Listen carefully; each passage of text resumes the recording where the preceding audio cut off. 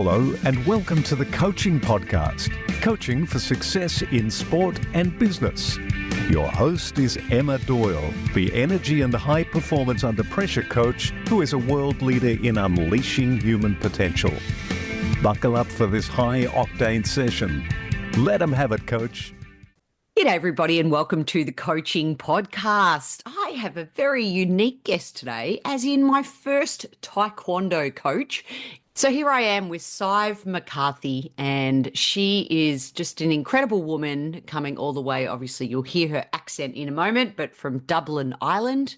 And she has a thriving Taekwondo business up in Queensland. We're going to talk about her background as a podiatrist and, of course, what she has able to do with her unique system in bringing people and helping them step into their greatness.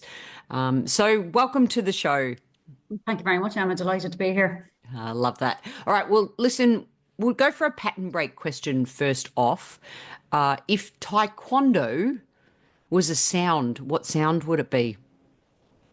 A kick. Well, let's go there first. Let's talk about, I let the audience know I did do Taekwondo for about 2 to 3 years to help my tennis when I was growing up. And I remember, kia, that sound that was so important that we made each time we performed a move. Talk to me about breath. Talk to me about why you do it. What's the background behind the breathing specifically? Well, it's interesting when you describe the sound that you went kia, because it's called a key up. Ah. And we do it for a number of reasons. It can be intimidating, for your opponent if you sound aggressive. But it also helps to, it helps with your power, with your energy, and with the intent of what you're trying to deliver. Mm-hmm. So that kind of exhaling and the shout when you're trying to deliver a particular maneuver is it can be very, very helpful. Yeah, critical. So what is the intent of Taekwondo versus the other martial arts? Let's just demystify that first. Take me there. Well, Taekwondo is, it literally translates into the art of hand and foot, which is a little bit of kind of false advertising because it's not a huge amount of punching. So there is one type of punch that we can deliver to the chest guard, and it has to be delivered in a very specific way, and there has to be enough force, and it has to be a kind of a straight arm delivered with the front two knuckles, and then the judges will decide whether that was enough to meet the criteria to score it. But Taekwondo itself is an ever-evolving sport. The rules are constantly changing. I can't actually think of another sport in the world where rules change as often. They're constantly changing the scoring system. They constantly change the rules. It is the Taekwondo from 20 years ago, from when I would have been doing Taekwondo as a teenager compared to Taekwondo now. The skill level is hugely increased. These are athletes. Internationally, the sport is very professionalized. They come from professional systems. They use a sports science based kind of foundation for what they're doing for their athletes. And these athletes are incredibly skillful. When did it come into the Olympics? Like, when was it recognized? And, what are the martial arts in the Olympics at the highest level right now? Judo, is karate? Karate is not in the Olympics currently. Mm-hmm. Boxing is, fencing is, but Taekwondo is constantly, it's having to evolve so that it can remain relevant and remain in the Olympics. And that would be the reason for an awful lot of the rule changes. Because obviously, once the electronic scoring system was introduced to the sport, people learned how to manipulate the system and to kick to get it to score. So the styles have changed a lot. And so the rules keep changing and evolving to keep it dynamic, to keep the fighters fighting so that they're not just standing there bouncing and kicking occasionally. And there was an issue about front leg fighting, and they said it looked like sword fighting. So it's constantly changing.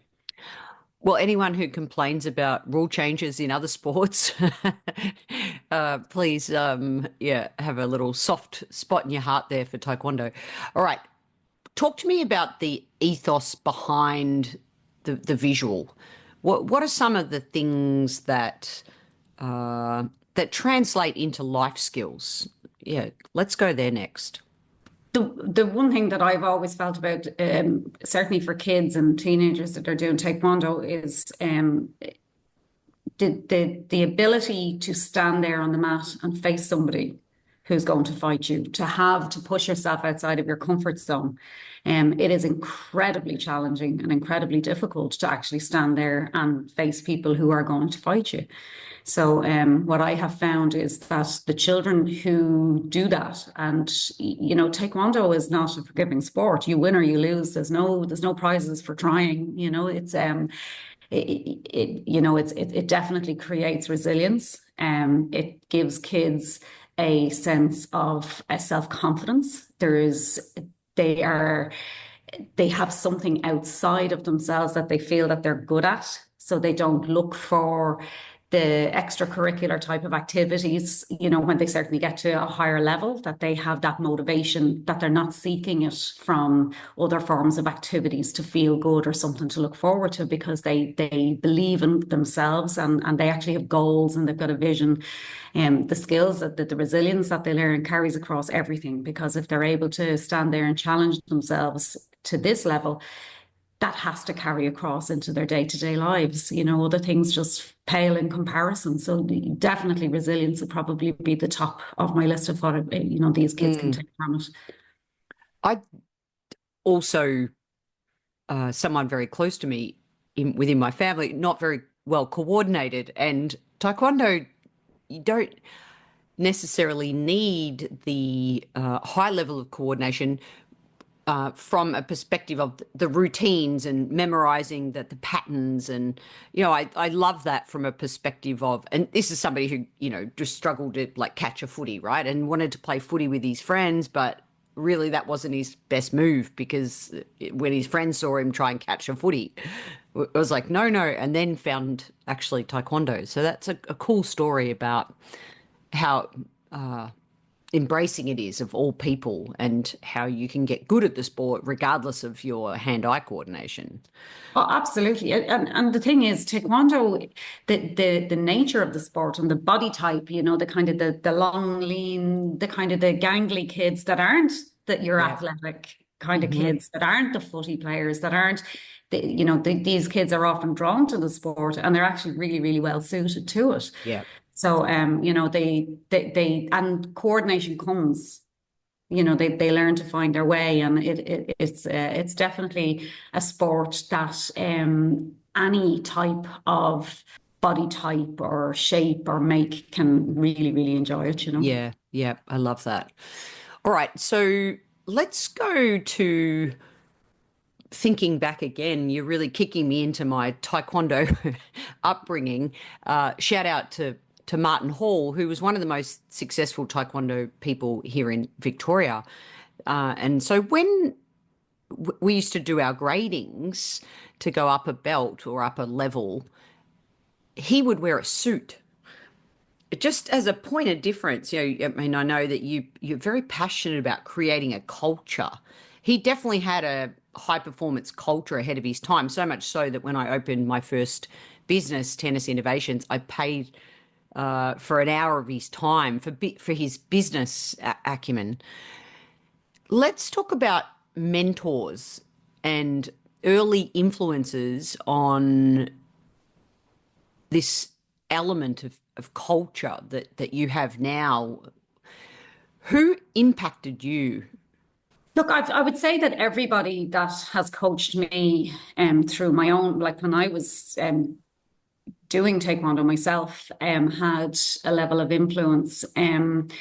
There were many things that influenced me. Obviously, working in healthcare obviously has had a huge influence on how I deliver it now as well. But I would say the most influential coach that I have had the pleasure of seeing, working and spending some time with is Dragan Jovic from Serbia.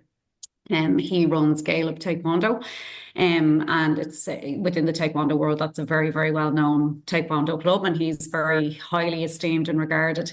But what struck me about Dragon was obviously with a man with his reputation, when I arrived into his centre, that he did, the first thing that hit me was a celebration. It was a celebration of the athletes. It was a celebration of their successes, and it was such a team culture. There was no feeling of one person was in charge, one person was more important than anybody else. The athletes, you could not see any sense of ego. It was, there was a shared vision. They were all there to drive each other. And every person's role within that was equally important and equally well regarded. And that was something that I hadn't really seen before. And it is hugely successful because these athletes, similarly to Australia, Serbia doesn't have a huge pool of athletes. Some countries, Taekwondo, like Korea's their number one, or Taekwondo is their number one sport, and it's the home of Taekwondo. So they have a massive, massive pool. It's done in schools. It's a different beast.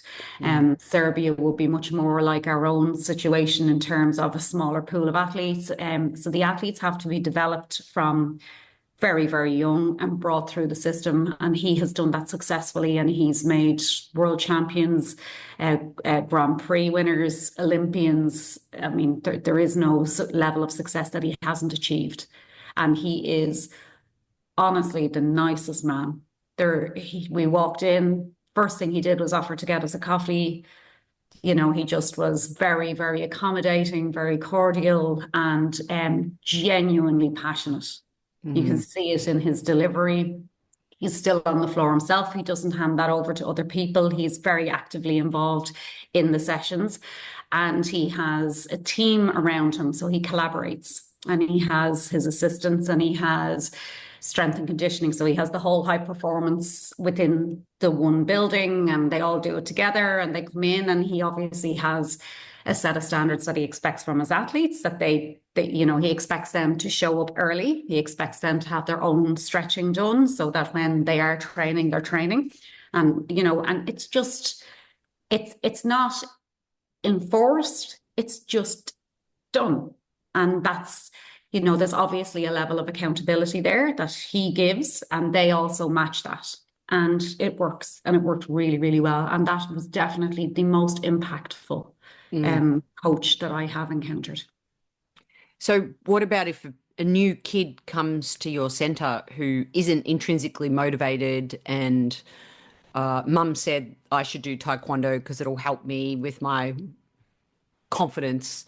And how do you instill this culture? I mean, besides them seeing it and feeling it from the others, is there anything else that sort of sets you apart to help motivate somebody who's demotivated? Well, I suppose, in answer to what you're saying, like a kid that comes in that's only there because their parent wants them to be there, that's a lot of kids when they first come in. The parent wants them there, and the parents are far more motivated than the children. So it's about creating an environment where the kids actually enjoy it. So, I would spend a lot of time writing programs and writing sessions. I would never do the same session twice. It is never, people's idea of Taekwondo is going up and down a hall doing blocks and high section blocks. That's not what we do. There's Taekwondo, the martial art, and then there's sport Taekwondo, and I'm definitely on the sport side of Taekwondo. The kids work really, really hard, but especially when they're younger, it's through exploration and fun, and it's kind of keeping them engaged, and they don't even know that they're sweating. They don't know that they're working, and they don't know that they're developing skills, because I have them going on assault courses, and it's kind of it's just trying to make it the most fun and engaging session, that at the end of it that they just really enjoy it. So I want them to, for me, it has to be that they're in love with the process. By the time they get to high performance, they have to be in love with the process. If they hate coming to training, then what's the point in what we're doing? Yeah. Yeah. All right. So thank you for answering that. And I'm sure many of my listeners would have just loved hearing that, by the way. So appreciate you sharing the true nature of sometimes what we're dealing with as coaches, right? So appreciate that. Okay, now let's bounce back to professionalizing high performance environment. What do you mean by that? In my experience of Taekwondo, growing up with it, and that there was a lot of, I suppose, well-intentioned but ill-informed coaches. They do things because that's the way they were shown, or that's, or doing certain exercises for the sake of them being difficult without really having any understanding of why they were doing it, or what was the purpose, or what was the benefit of it. We're a weight-based sport, so there was a lot of, I still see a lot of poor weight management and bad advice being given by coaches. So in terms of my approach to it, my work as a podiatrist and in healthcare, it permeates nearly every aspect of my coaching. So obviously within healthcare, we have a very logical kind of approach to systems, and that would certainly be the way that I apply to my coaching. So, if a patient comes into me and I do an evaluation of that patient, I take a clinical history, I will research opponents, I will find out what type of fighter they are, I'll get all the information that I can. So it's like controlling the controllables. And then I will, work out what type of style that fighter is, the same as if I've got a patient and I work out what their injury is or what their complaint is. And then, we have tried and tested and evidence-based ways of dealing with certain issues and certain injuries. And I have tried and tested ways of dealing with certain types of fighters. And then you also have to be adaptable because, you have to find what are the imbalances, what are the outliers, what are the red flags, what are, and all of those things. And then it's adapting to the situation that's in front of you, and also adapting to the player that you have in front of you, because you could have all the answers, but that player mightn't be able to do it. And so the same with a patient, they may not be compliant, they may not be able. So the way that I approach that system is very, very similar to how I would work in a clinic. In terms of the professionalization of what I do, I'm incredibly methodical about research.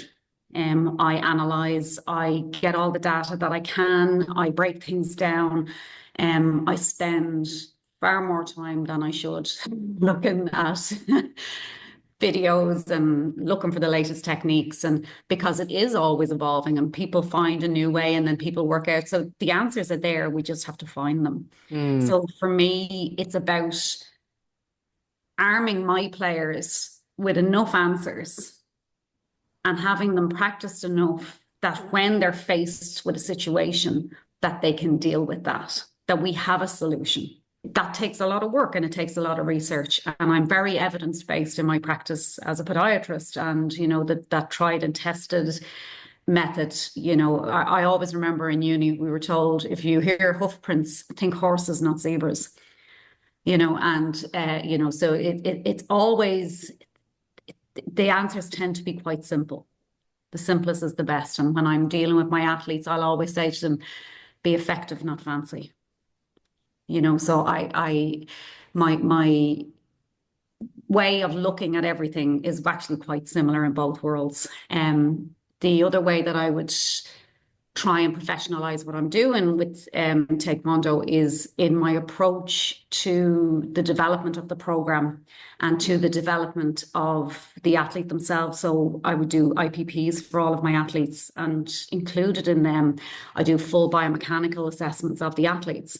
And I've also developed an ACL risk assessment. There is a lot of ACL ruptures in particular within Taekwondo, and they can often be career limiting.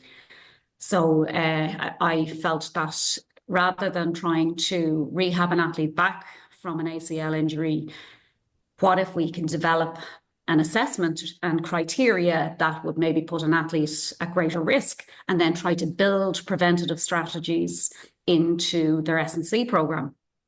So that's something that I do for every athlete as well. And I do that. We have a strength and conditioning expert who comes in and he does all of their programming, and it's all tailored. It's Taekwondo specific. So in that, again, very much like in healthcare, you have to be collaborative. So I try, obviously when I'm dealing with knowledgeable others, I have to deal with, I'm not a strength and conditioning expert. I'm not a dietitian. I'm not a sports psychologist.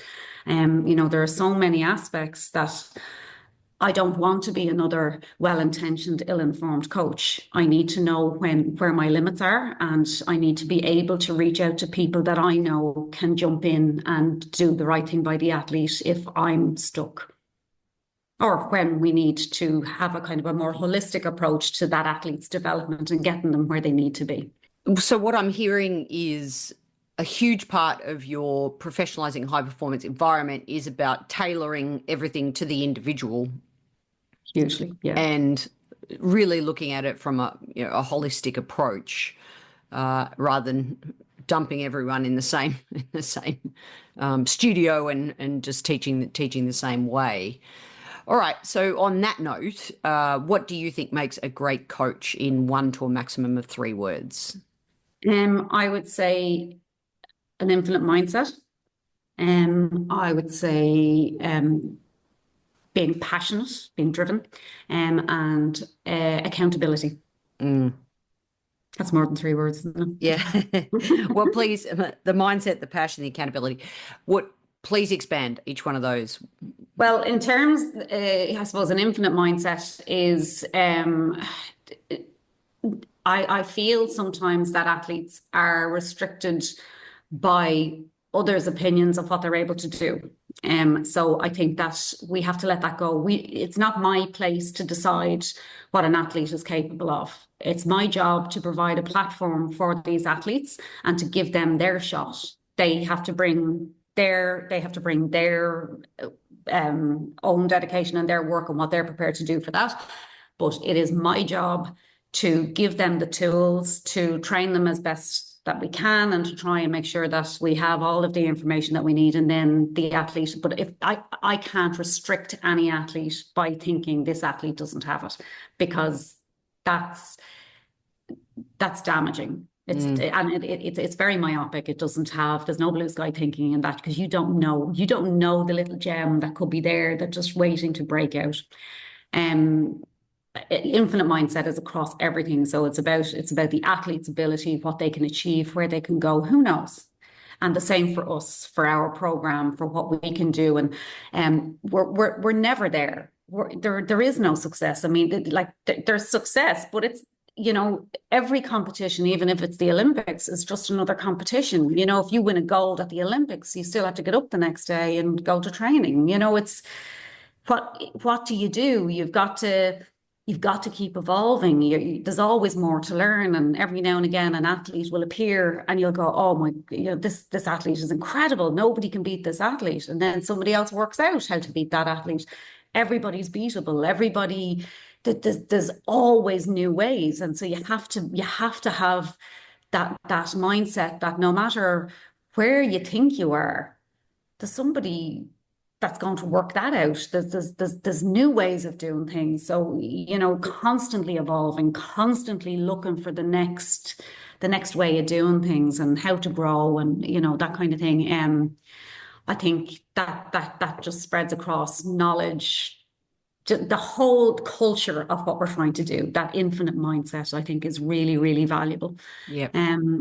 Passion, I believe, it is, if you don't love the process, if you don't love what you do day in, day out, there's athletes that I've seen who the title of being a Taekwondo fighter that's who they think they are. And they're competing to win. They're competing for the glory. And the glory is nice. We all love, believe me, nobody likes winning more than I do. But I also love what I do. I love it. I love being on the mats. I love coaching. I love the day in and the day out. My kids do Taekwondo, and if my kids walked away from it tomorrow, I would still do Taekwondo. I would still coach. This is my journey, and their journey is their journey, and that's separate. So I think that athletes that actually enjoy what they're doing, I find have greater longevity, and they're more likely to stick with the sport after they transition from being an athlete. So and accountability. And the last one, accountability.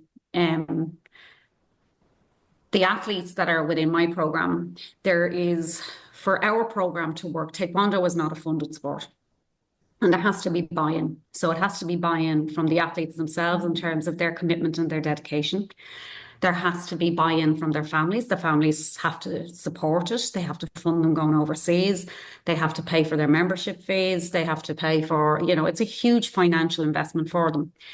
But they have to believe in what we're doing. They have to believe in the vision. That's that shared vision again. They have to buy in. So it's not just, it's the whole system.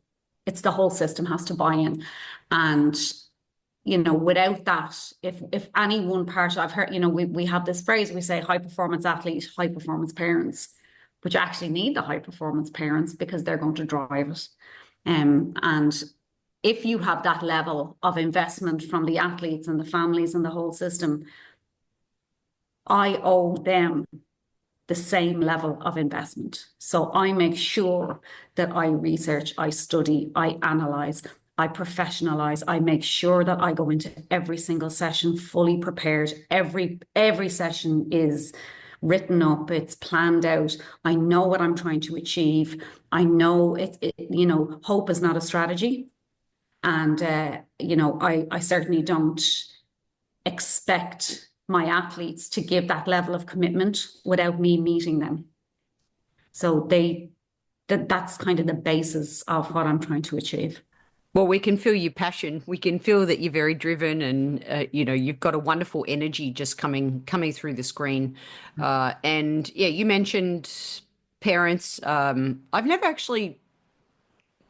thought of a high performing parent before, but this is I want to go there next. Of course, you shout out to your son Liam, who's obviously doing a lot of preparation potentially for some world championships coming up.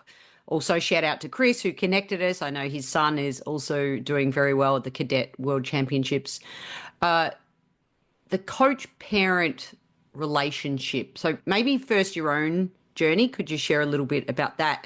And could you share what you meant, unpack high-performance parent for me? So what I mean by high-performance parent is that kids of their own accord won't have the dedication to train 4 hours a day. No, kids will spend 4 hours a day on a PlayStation, but, by choice, they won't want to be, training or, that level of commitment. So that drive comes from the parents.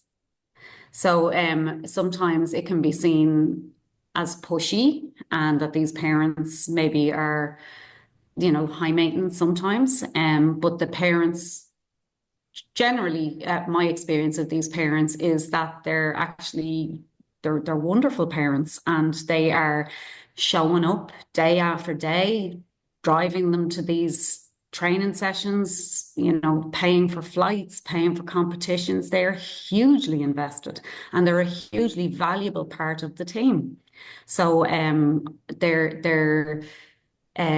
believe, and when they really believe and they feel that, their child is getting the best opportunity that they can, they're fantastic team members. So, I'm very, very lucky to have that level of investment from these parents, because without them, we couldn't do it.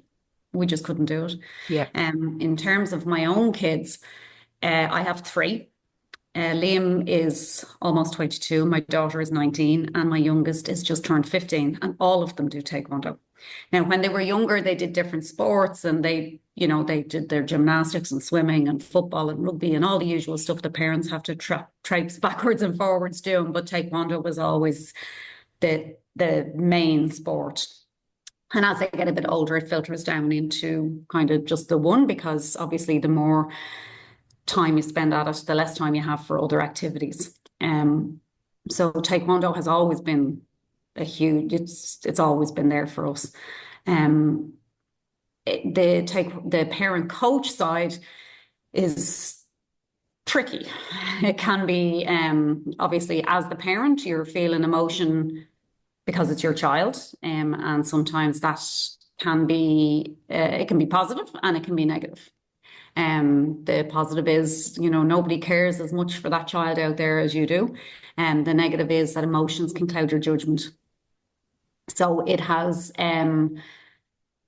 been a learning experience, and we've had to develop some really clear boundaries.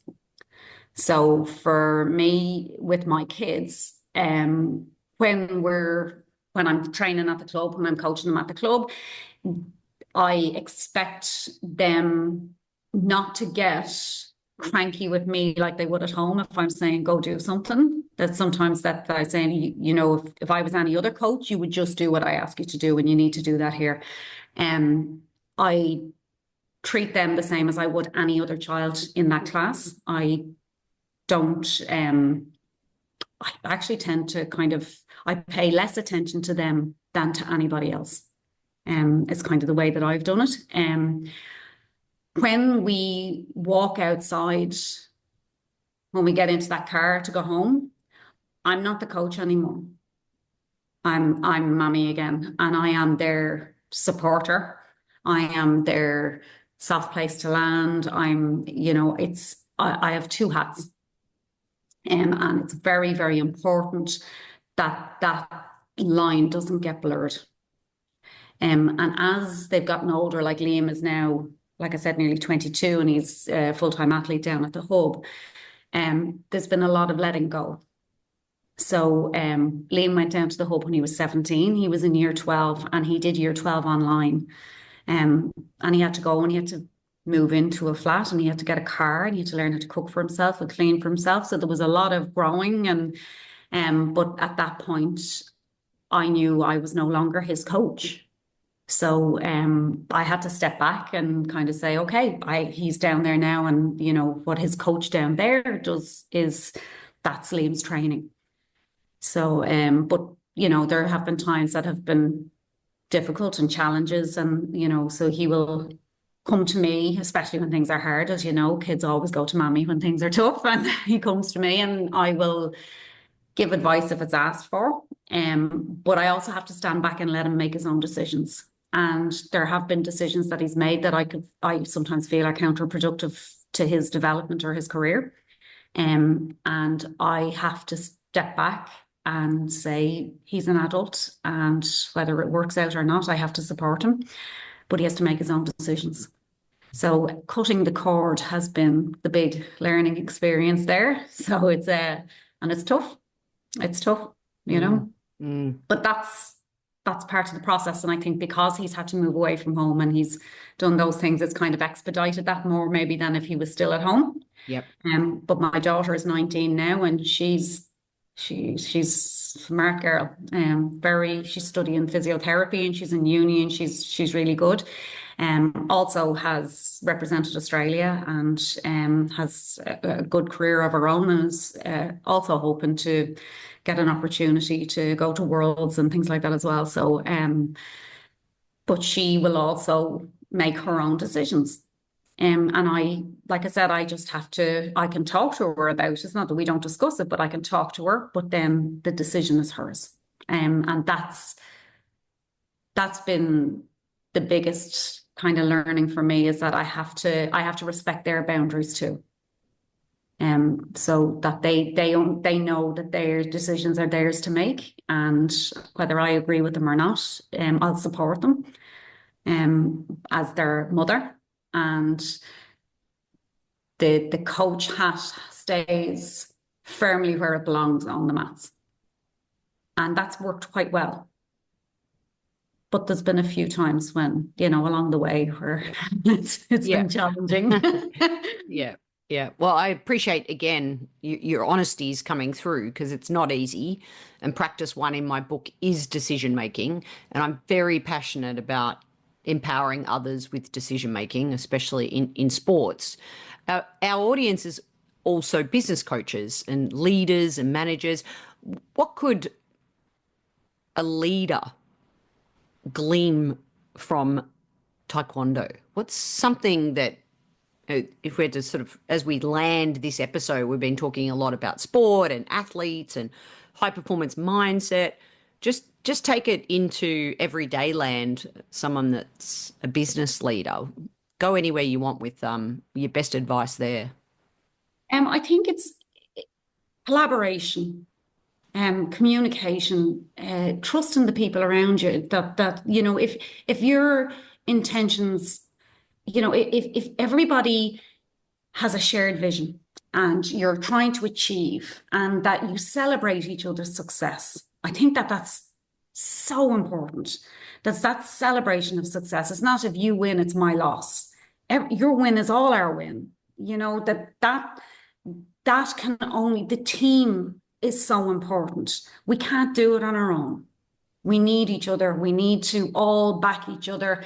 And, we're like a family. We might fall out and get annoyed with each other, but at the end of the day, we have a shared goal and our intentions are genuine.